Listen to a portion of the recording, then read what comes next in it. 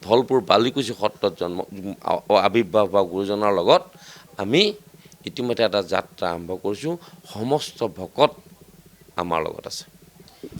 এটা কথা সোধোঁ যে কংগ্ৰেছৰ কিন্তু এটা কংগ্ৰেছৰ ওপৰত এটা দাগ আছে যে সংখ্যালঘুৰ ভোটাৰে কংগ্ৰেছে ৰাজনীতি কৰে বুলি এটা বিষয় আছে। এইকাৰণে আপোনাক সুধিলোঁ যে এটা সমষ্টিত আচলতে এটা পঞ্চায়ত এটা সংখ্যালঘু এটা পঞ্চায়ত আপোনাৰ সমষ্টিত এবাৰ নতুনকৈ ডিলিমিটেশ্যনৰ পিছত সোমাইছে। এইটোক লৈ বহু এটা বিভ্ৰান্তি সৃষ্টি কৰিব বিচাৰিছে বিজেপিয়ে। সেই কথাটো আচলতে সঁচা নেকি যে সংখ্যালঘু ভোটাৰছে আচলতে জয়ৰ সোৱাদ ল'বলৈ চেষ্টা কৰে বা তেওঁলোকে সেই ৰাজনীতিৰ যাত্ৰাটো আৰম্ভ কৰে? সংখ্যালঘু হওক বা অন্য জাতি জনগোষ্ঠী হওক, আমি সকলোবিলাক মানুহ। প্ৰথমতে আপোনাৰ মানুহ হিচাপে আমি সকলোৱে বসবাস কৰোঁ। আপুনি এটা কথা চাব, একেবাৰে যেতিয়া গৰু এটাও যদি আপুনি এটা জাকৰ পৰা উলিয়াই পেলাই যদি আপুনি খেদি পেলাই বেলেগ এটা জাকলৈ দিয়ে, তাকো সংগৰ প্ৰয়োজন আছে। সিও গৈ সেই অন্য এটা জাকত থাকেগৈ। সিদিনাখন একেবাৰে চিঞৰি চিঞৰি কৈ থৈ গ'ল মুখ্যমন্ত্ৰীয়ে, বাকী চব হাড় ভাঙি দিলোঁ এই জাতিটোৰ, কেৱল কামি হাড়কেইডাল ভাঙিবলৈ আছে। তে ক'ত থাকিব মানুহ? তেওঁলোকেও সিদ্ধান্ত ল'ব ক'ত থাকিব লাগে, ক'ত থাকিব নালাগে। সেইটো ৰাজনীতি মই ইয়াত কৰিবলৈ অহা নাই। মই মানুহ হিচাপে মই ইয়ালৈ আহিছোঁ আৰু মই ইয়াত Congress, AGP, BJP, minority, Mising, Deori, আমি এই বস্তুটো মই দেখা নাই। মই ইয়াত কেৱল দেখিছোঁ দৰিদ্ৰতা দেখিছোঁ, মই ইয়াত দেখিছোঁ হতাশা দেখিছোঁ, আৰু ইয়াত মই দেখিছোঁ একদম সকলো পৰ্যায়ৰ দুৰৱস্থা।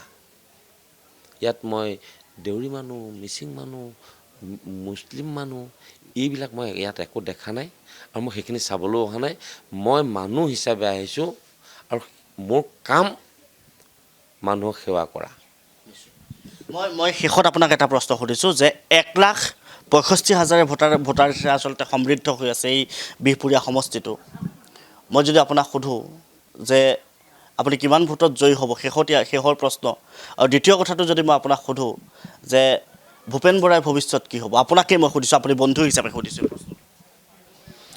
সৰ্বপ্ৰথমে মই কৈছোঁ 1,66,000 ভোটৰ ভিতৰত আমি অনুমান কৰিছোঁ 1,40,000 ভোট পোল হ'ব, আৰু বিহপুৰীয়া সন্তান হিচাপে 1,00,000 ভোট মই পাম।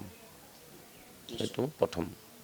আৰু দ্বিতীয় কথা হ'ল কি, ভূপেন কুমাৰ বৰা ডাঙৰীয়াৰ ৰাজনৈতিক ভৱিষ্যত, সেইটোত মই ক'ব নোৱাৰিম।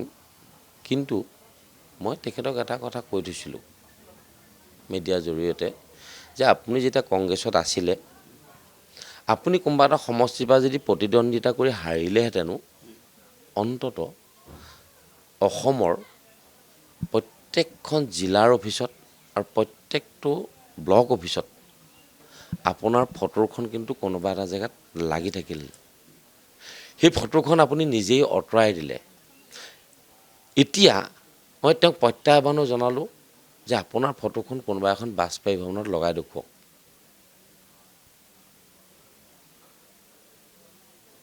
লগাই দেখুওৱাৰ পাছত মই আকৌ আপোনালোকৰ লগত কথা পাতিম। কোনোবা এটা বাজপেয়ী ভৱনত লগাই দেখুৱাওক।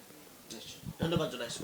এয়া হৈছে বিহপুৰীয়া বিধানসভা সমষ্টিৰ বিৰোধী মিত্ৰজোঁটৰ প্ৰাৰ্থী ৰাম ভূঞা, আৰু ৰাম ভূঞাৰ একালৰ সতীৰ্থ সেইগৰাকী ভূপেন কুমাৰ বৰা, আৰু ভূপেন কুমাৰ বৰাৰ সৈতে এবাৰ সমুখ সমৰত দুয়োগৰাকী প্ৰাৰ্থী এবাৰ নামি পৰা দেখিবলৈ পোৱা গৈছে।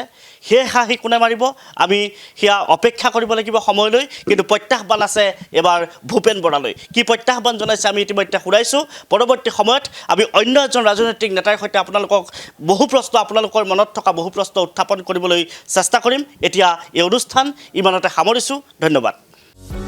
যিকোনো খবৰৰ বাবে যোগাযোগ কৰক আমাৰ এই নম্বৰত 9181 307 221।